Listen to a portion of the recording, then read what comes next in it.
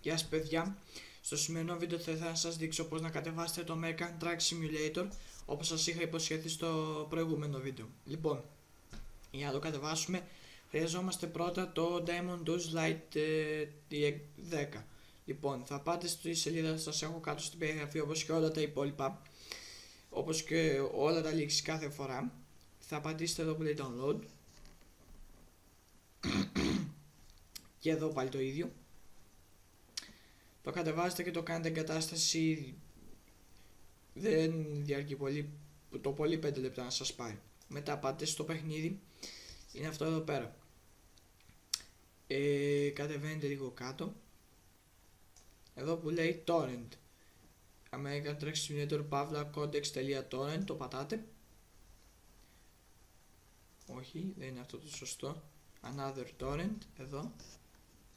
Τέλος πάντων, όχι στο torrent, στο another torrent για πιο γρήγορα. Σας το κατεβάζει σε αρχείο torrent, το πατάτε, ανοίγει με το BitTorrent ή το mTorrent. Η σελίδα που για το mTorrent ή το BitTorrent θα υπάρχει κάτω από την περιγραφή όπως κάθε φορά. Λοιπόν, είναι αυτό εδώ πέρα 1,7 GB. Εμένα έκανε 30 λεπτά να κατέβει, αλλά επειδή έκανα για το προηγούμενο βίντεο δεν το έκανα εγκατάσταση. Λοιπόν, μόλις σας κατέβει, δεν θα το ανοίξετε. Θα ανοίξετε το Diamond του στο Lite.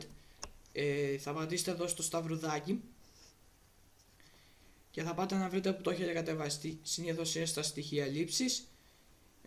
Εδώ πέρα American Truck Simulator Pavla Codex. Μπαίνετε μέσα, έχει αυτό το αρχείο. Το επιλέγετε, πατάτε άνοιγμα. Το επιλέγετε και πατάτε εδώ που λέει αυτό, όχι εδώ που λέει. Εδώ αυτό εδώ το τρίγωνο, πώς να το πω, ή μάλλον όχι, το επιλέγετε και πατάτε 2 φορές κλικ επάνω του. Το κάνει mounting, δηλαδή το φορτώνει. Και μετά πάτε αυτός ο υπολογιστής και έχει αυτή εδώ πέρα τη μονάδα VD-ROM American Truck Simulator. Μπαίνετε μέσα, πατάτε ναι.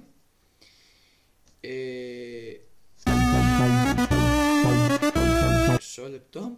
Δηλαδή πατάτε 2 φορές κλικ πάνω του ναι. Και τώρα θα σας το κάνει εγκατάσταση. Πατάτε install.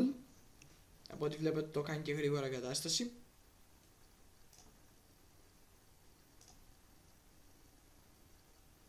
Περιμένουμε λίγο. Και μια πάση στο βίντεο και κοντεύει να τελειώσει μετά από 30 δευτερόλεπτα περίπου. Να δείτε ότι είναι και γρήγορη η εγκατάστασή του, δηλαδή θέλει at least δηλαδή 1,7 να το κατεβάσετε, δηλαδή περίπου 3 GB για να το κάνετε εγκατάσταση. Βλέπετε τέλειωσε, πατάτε finish. Θα σας έχει εμφανιστεί ένα εικονίδιο στην επιφάνεια εργασίας American Truck Simulator. Δεν μπορείτε να το τρέξετε ακόμη γιατί δεν έχουμε περάσει στο crack. Λοιπόν, πάτε εδώ πέρα στη μονάδα, δεξί κλικ, άνοιγμα. Μπαίνετε μέσα στο Codex, στο bin, στο WinHE64. Έχει αυτά τα αρχεία. Τα παίρνετε όλα, τα κάνετε αντιγραφή και τα κάνετε επικόλληση εκεί που έχετε κάνει εγκατάσταση στο παιχνίδι. Δηλαδή πάτε στο εικονίδιο, δεξί κλικ άνοιγμα θέσης αρχείου, δεξί κλικ επικόλληση. Αντιγραφή και αντικατάσταση, συνέχεια. Και τώρα που περάσαμε και το crack μπορείτε κανονικότατα να τρέξετε το παιχνίδι σας. Λοιπόν, αυτό ήταν το βίντεο για σήμερα, ελπίζω να σας άρεσε. Κάντε like αν σας άρεσε, κάντε dislike αν δεν σας άρεσε. Subscribe κάντε για να με γνωρίσει περισσότερος κόσμος και θα τα πούμε στο επόμενο βίντεο. Γεια σας.